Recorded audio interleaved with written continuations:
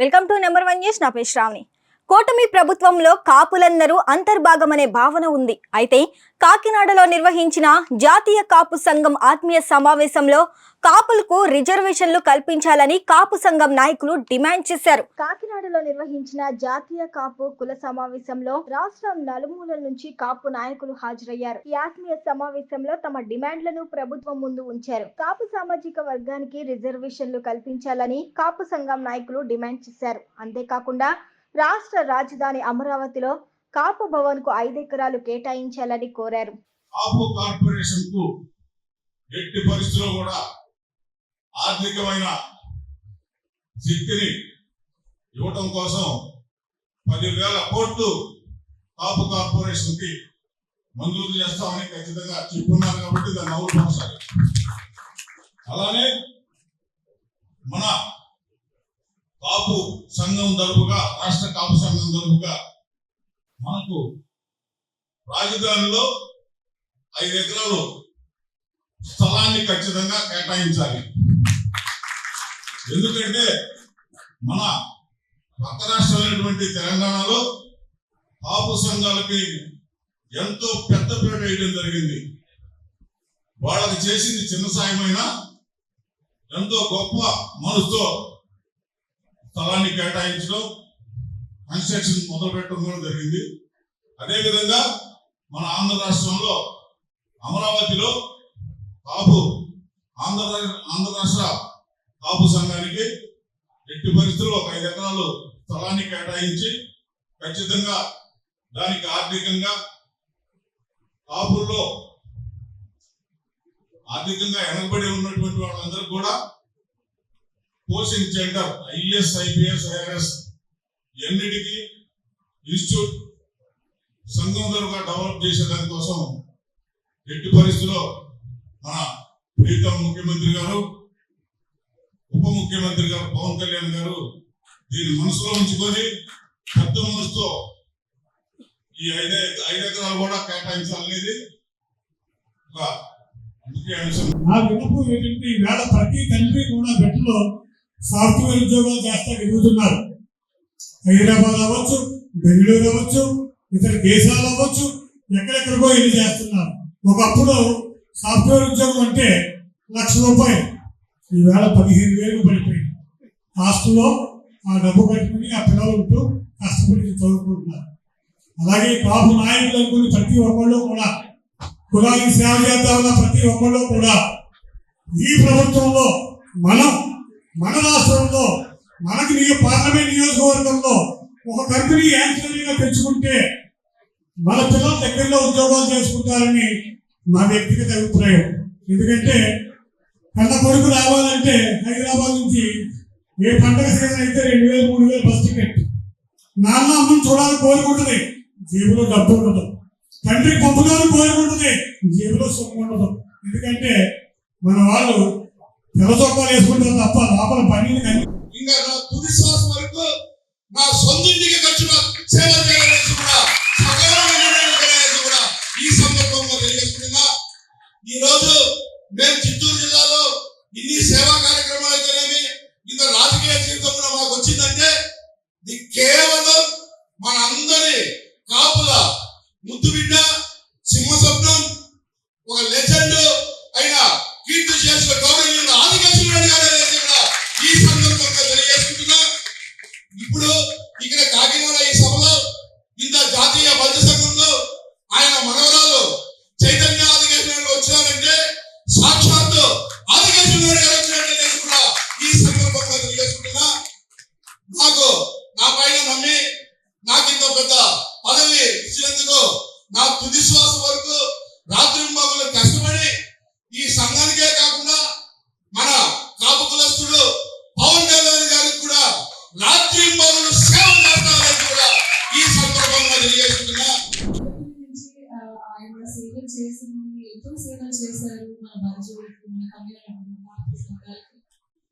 ఎన్నో health camps, choultries, temples reformations, road expansions, అలాగే community halls చాలా వరకు చేశారు. అలాగే మన కాపులు చాలా బలోపేతంగా ఉండాలి, మనం అందరూ కలిసి ఉండాలి అని చెప్పి ఆయన చాలా ఒక సంకల్పం తో ఉన్నోడు, ప్లస్ అలాగే చాలా మందిని ఆయన గట్టిగా బలంగా పెట్టుకుని యూనో ఉండేవాడు. సో మా అమ్మమ్మ కూడా అలాగే మా అన్నపూర్ణాదేవి ప్రతి ఒక్కరిని యూనో ఆదరించి వాళ్ళకి వాళ్ళ కష్ట సుఖాలు చూసుకోవాలి. సో వాళ్ళ అడుగుజాడల్లో మీరు నడవాలి అని చెప్పి నేను మనస్ఫూర్తిగా కోరుకొని మీరందరూ అలాగే నన్ను ఆశీర్వదించాలి అని చెప్పి నేను ప్రతి ఒక్కరిని కోరుకుంటున్నానండి. నేషనల్ కాపు సంఘం ఆల్ ఇండియా లెవెల్లో మన కాపులందరూ విడిపోయి ఉన్నాం. యాక్చువల్లీ ఏకమే ఉంటే ఈ పాటికి తెలంగాణలో మందే రాజ్యాధికారం, ఇక్కడ కూడా మందే రాజ్యాధికారం. కొంతమంది మనల్ని విడగొట్టి తెలంగాణలో మున్నూరు కాపు, ఇక్కడేమో రకరకాల కాపులను పెట్టి విడగొట్టారు. ఏం పర్లేదు, మన రాజ్యాధికారం తెలంగాణలో ఆంధ్రాలో కూడా వచ్చేస్తుంది. మనకి కంపల్సరీ రాబోయే రోజుల్లో మనదే రాజ్యాధికారం. ఎందుకంటే రాజ్యాధికారం లేకపోతే మీరు తెలంగాణలో 5 ఎకరాల గురించి చాలా సంవత్సరాలు పోరాడాం. లాస్ట్ కి 7 ఎకరాలు వచ్చింది. మేమందరం పార్టిసిపేట్ చేసి ఐఏఎస్ ఆఫీసర్లతో మంచి కాపు పెద్దలతో 7 ఎకరాలు హైటెక్ సిటీ హైదరాబాద్ నడిపొడ్డులు వచ్చింది. 400 కోట్ల ప్రాపర్టీ వచ్చింది హైదరాబాద్ లో మన కాపు సంక్షేమానికి. Skill development centre, next function hall, hospital ఇవన్నీ అక్కడ ప్లానింగ్ ఉన్నాయి. రాబోయే రోజులు అది కూడా సాధిస్తాము. అలాగే ఇక్కడ అమరావతిలో కూడా మనం కాపులందరికీ అమరావతిలో కూడా 5 ఎకరాల స్థలం స్టేట్ గవర్నమెంట్, ఆంధ్రప్రదేశ్ గవర్నమెంట్, గౌరవనీయులు చంద్రబాబు నాయుడు గారు, మన deputy CM tiger Pavan Kalyan garu మన కాపులకి ఇప్పించవలసిందిగా కోరుచున్నాం. ఇంతటి మంచి అవకాశం నాకు ఇచ్చిన మురళీకృష్ణ నాయుడు గారికి నేను ధన్యవాదాలు తెలుపుకున్నా. థ్యాంక్ యూ అన్న. గత ఎన్నికల్లో కాపు సామాజిక వర్గానికి చాలా హామీలు ఇచ్చారు. అధికారంలోకి రాగానే కాపుల సమస్యలు తీరిపోతాయన్న భావన వాళ్ళకి కల్పించారు. అందులో భాగంగానే కాపు ఓట్లని కూటమి ప్రభుత్వానికి పడ్డాయి. భారీ మెజార్టీతో అధికారంలోకి వచ్చిన కూటమి ప్రభుత్వం ఇచ్చిన హామీలు అమలుపరచడంలో వెనుకడుగు వేస్తుందన్న వార్తలు వినిపిస్తున్నాయి. ఈసారి ఎన్నికల్లో కాపు సామాజిక వర్గం అంతా ఒకతాటిపైకి వచ్చింది. దీంతో కూటమికి భారీ మద్దతు లభించిందని, కానీ తమ సామాజిక వర్గానికి చెందిన సమస్యల పట్ల ప్రభుత్వం దృష్టి పెట్టడం లేదన్న అసంతృప్తి నెలకొంది. ఎంతో ఆనందం ఉన్నారు. ఒక దుర్మార్గం పాలన బయటకు వచ్చారు కాబట్టి అదే విధంగా ఎప్పుడు మీకు పూర్తి సహకారం మా జాతీయ కాపు సంఘం ఉంటుందని ఈ యొక్క సమావేదిక మనస్ఫూర్తిగా శ్రీ గంగుల పవన్ కళ్యాణ్ గారికి, నారా చంద్రబాబు నాయుడు గారికి, నరేంద్ర మోడీ గారికి, ముగ్గురికి మా యొక్క జాతీయ కాపు సంఘం తరఫున మీకు శుభాకాంక్షలు తెలియజేస్తూ ప్రజలకి ఇంకా మంచి చేయాలని, ప్రజలందరినీ ఏకం చేయాలని, అదేవిధంగా మన జాతికి మంచి అవకాశం ఇప్పించవలసిందిగా, మా జాతిని ఆర్థికంగా బలపరచడానికి అవకాశం ఇప్పించవలసిందిగా నేను మనస్ఫూర్తిగా కోరుకుంటూ, కూటమి ప్రభుత్వానికి మీరు మాకు మంచి కోరుకుంటే తప్పకుండా జీవితకాలం మీకు రుణపడాలని సెలవుస్తున్నాను. పరమేశ్వరుడు ఇచ్చినటువంటి గాత్రం, గురువులు నేర్పించిన విద్య, తల్లిదండ్రులు ఇచ్చినటువంటి జన్మ, కానీ నాకు ఇంకో కూడా ఆరాధ్య దైవంగా భావించేటటువంటి స్వాములు గారు నాకు ఏం చేశారన్న సంగతి, వారు ఒక కులానికి కాదండి, వారి సేవా దృక్పథం కులానికి సంబంధం లేకుండా చేసేటటువంటి ఆరాధ్య దైవం అన్నది. అందుకే ఒక కులంతో కూడా సంబంధం లేకుండా చీరాల నియోజకవర్గమే కాదు, జిల్లాకి ఆమంచి స్వాములు గారంటే ఒక ఎమ్మెల్యే అంటే ఒక నియోజకవర్గానికి, ఆమంచి స్వాములు గారంటే జిల్లా మొత్తం తెలిసినటువంటి వ్యక్తి. నాకు దాదాపుగా మా తాతగారు ఉన్నటువంటి స్థలాలు, వాటిలో కొద్దిగా గొప్ప డబ్బు సంపాదించుకొని ఇల్లు కట్టుకోవడానికి కొంచెం లోపల కట్టుకుంటుంటే, సుబ్బారావు జనాల్లో ఉండేవాడు కదా, ఇప్పుడు ఇక్కడికి వచ్చాడు, మరి ఏంటి సుబ్బారావు లోపల ఇల్లు కట్టుకుంటున్నాడంటే, సుబ్బారావు ఉండవలసింది లోపల ఎక్కడ సందులు కాదు, land mark national highway road మీద ఉండాలని 60 లక్షల రూపాయల సైట్ వారు నాకు ఇచ్చారు. వారి సొంత స్థలం నాకు రిజిస్ట్రేషన్ చేసి దాంట్లో నేను ఇల్లు కట్టుకునేటటువంటి పరిస్థితి. ఈ రోజున 2 కోట్ల రూపాయల ఆస్తి వారు నాకు ఇచ్చిన, నా తండ్రి ఇద్దరు లేరు, భగవంతుడు తీసుకెళ్లారు. ఉన్నదల్లా నా తండ్రి లాంటి వ్యక్తి మా స్వాములు గారు. మరి ఇంతటి కార్యక్రమాల్లో నన్ను భాగస్వాములుగా నన్ను చేసినందుకు నిజంగా నేను మీకు రుణపడి ఉంటానండి. కాపులందరూ రిజర్వేషన్ ఏదైనా పోరాటం సాధించగలమన్న ఒక అభిప్రాయం కలిగింది. నేను అనుకున్నాను ఫస్ట్ ఇక్కడికి వచ్చేటప్పుడు మురళీశ్వరం గారు అంటున్నారు మన కాపులంతా కలుస్తామా ఒక మీద ఉండగలమా ఒక ట్రాక్ మీద వెళ్తామా అని. ఇక్కడ చూసిన తర్వాత మనం 100% మన పవన్ కళ్యాణ్ గారు నెక్స్ట్ సీఎం చేసుకుంటాం అనిపిస్తుంది. నేను జనరల్గా సంతోషిస్తున్నామండి. మన కాపులం అంటే ఇప్పటి వరకు ఫీజు కట్టాలి, పిల్లలకి ఫీజు కట్టాలంటే వాళ్ళకి పర్సెంటేజ్ చూపిస్తాడు. అక్కడతో మళ్ళీ బాధపడతాడు ఆ పిల్లడు, నేను ఎక్కువ ఫీజు కట్టాను వాడు తక్కువ ఫీజు. మళ్ళీ అది స్టెప్ దాటాడు, కాలేజ్కి వెళ్తాడు. కాలేజ్కి వెళ్ళిన తర్వాత వాడి క్యాంటీన్ చూపిస్తాడు, మళ్ళీ అక్కడ వేరే సీట్ తీస్తాడు, మళ్ళీ అక్కడ కూడా వాడు ఆసిపోతాడు. మళ్ళీ జాబ్కి వెళ్తాడు, జాబ్ దగ్గర కూడా ఆసిపోతాడు. అన్ని విధాలా ఆసిపోతూనే వస్తున్నాడు మనవాడు. ఎక్కడో ఏదో కూపన్ చేసుకుంటాడు. పొద్దున అమ్మాయిని ఇవ్వనంటాడు. ఎన్ని రకాలు ఎన్ని ఇబ్బందులు పడుతున్నా మన కాపులు ఇప్పటికీ కలిసి కట్టుగా రావట్లేదు. ఇప్పుడు మురళీకృష్ణ గారిని చూస్తే తీసుకొస్తారు కంపల్సరీ, మనందరం పైకుంటాం. సీఎం అనేది కాపులకి డిప్యూటీ సీఎం కొంత కాదు, గతంలో కన్నబాబు గారికి ఇవ్వడం జరిగింది, చినరాజప్ప గారికి కూడా ఇవ్వడం జరిగింది. దాన్ని మనం ఎక్కువగా బాధపడద్దు. రెండోది ఏంటంటే కాపులకి దామాషా ప్రకారం 30% జనసేనకి ఏదైతే కాపులకి ఇవ్వాలనుకున్నారో అందులో కాపులకి ఎక్కువ ప్రాధాన్యత ఇచ్చి నామినేటెడ్ పోస్టుల్లో కానీ అన్నింటిలో కూడా కాపులకి ఎక్కువ ప్రాధాన్యత ఇవ్వాలని కోరుకుంటా ఉన్నాం.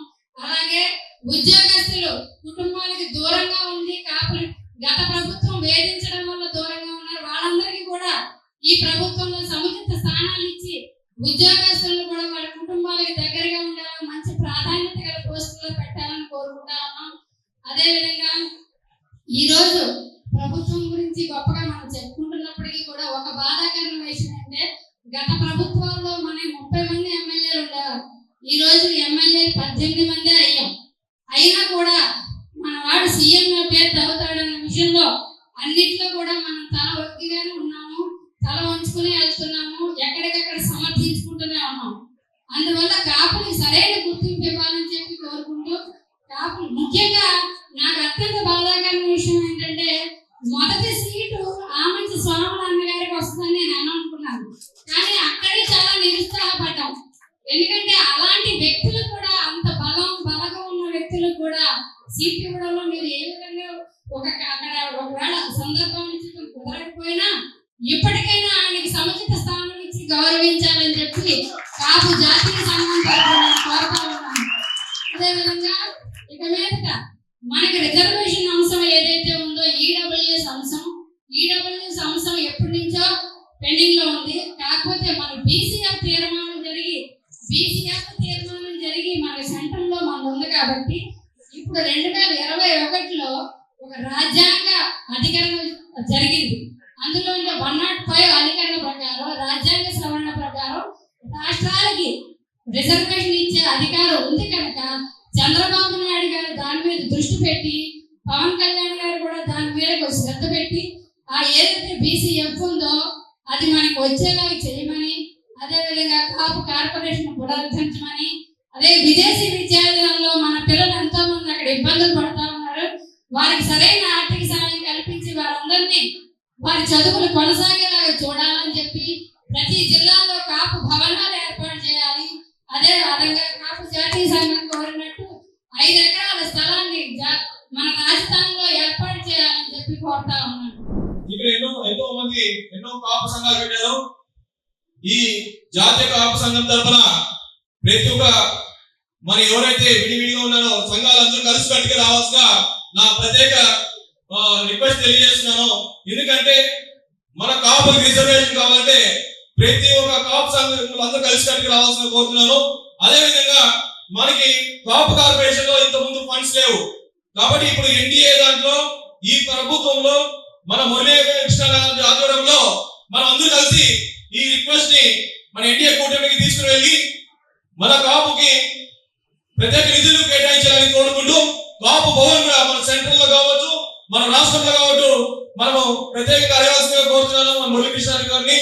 అంతేకాకుండా నేను పలంనేరు చిత్తూరు జిల్లా నుంచి రావడం జరిగింది.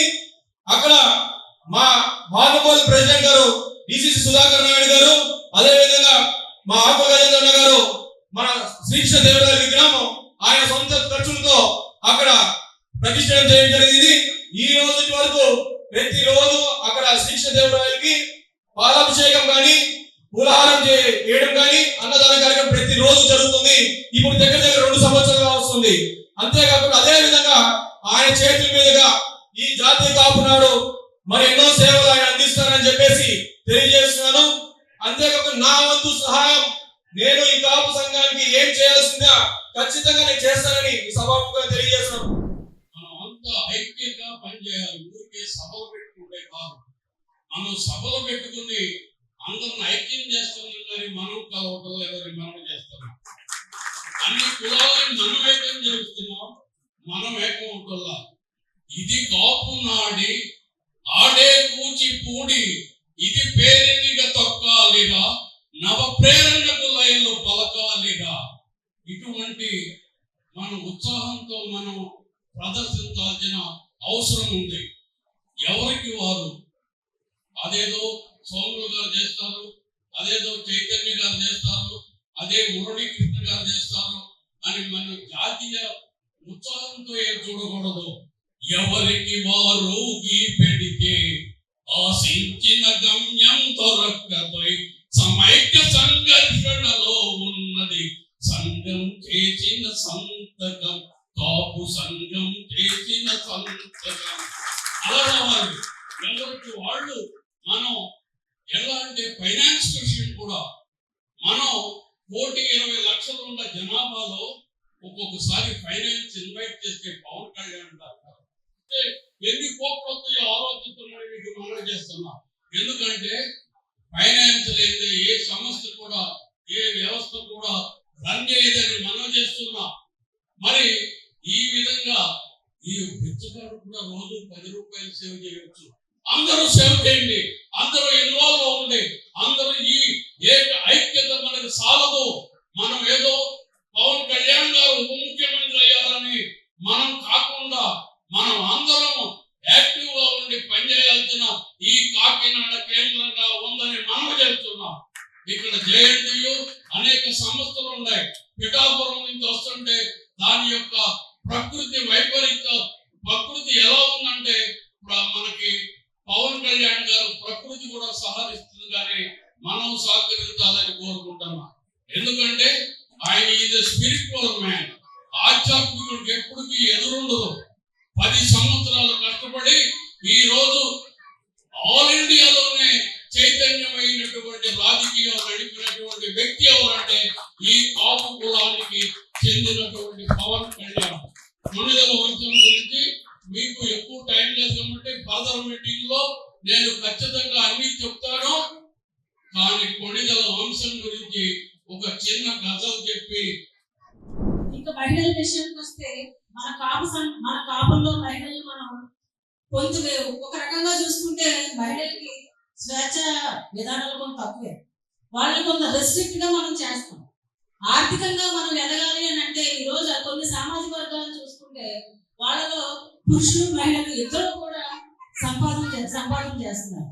కానీ మన దాంట్లో ఇప్పటికీ కూడా ఎటువంటి పరిస్థితులు అంటే మహిళలు అంటే వాళ్ళ ఇంటికే పరిమితం చేసి వాళ్ళ యొక్క విధానాలని కూడా మనం వాళ్ళ యొక్క అభిప్రాయాలు మనం గౌరవించగలిగినప్పుడు మాత్రమే మన యొక్క సమాజం అభివృద్ధి చెందుతుందని చెప్తున్నాను. కాపు కులస్తులకు ఎంతో సాయం చేస్తానని చెప్పుకుంటున్న డిప్యూటీ సీఎం పవన్ కళ్యాణ్ ఇప్పుడు వాళ్ళ ప్రభుత్వం ముందుంచిన డిమాండ్లపై ఎలా స్పందిస్తారో వేచి చూడాలి. అంతేకాకుండా కాపు సామాజిక అభివృద్ధికి ఎలా కృషి చేస్తారనేదే ప్రస్తుతం హాట్ టాపిక్గా మారింది.